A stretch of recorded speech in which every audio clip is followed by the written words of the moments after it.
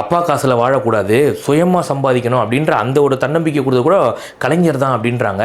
ஏமா நீ சொல்கிறியே இந்த டைலாக் முதல்ல உன் கட்சிக்காரங்களுக்கு பொருந்துமான்னு கேட்டுப்பாரு. சுயமாக சம்பாதிக்கணுன்ற, அப்பா காசில் வாழக்கூடாதுங்கிற, அப்பா காசுல வாழக்கூடாது, சுயமா சம்பாதிக்கணும் அப்படிங்கிற தைரியம் வந்ததற்கு காரணம் கலைஞர் ஐயா தான். இந்த டைலாக் எல்லாம் வேற மேடையில் பேச போல இந்த மேடையில் பேசியா யாவண்டா அவன் ஸ்கிரிப்ட் எழுதி கொடுத்தவன் டேய் அறிவில்ல இருக்கிற ஆளுகள் அமைதியா இருக்காங்கல்ல.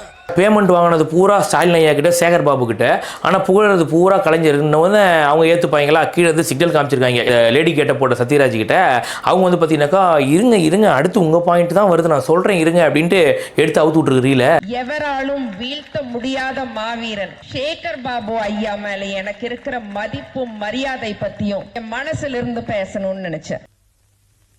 எவராலையும் வீழ்த்த முடியாத மாவீரர், ஆட்களை செட் பண்ணி மலத்தை கொட்ட விடுற அந்த மாவீரர் வந்து பார்த்தீங்கன்னா யாரு? சேகர் பாபு.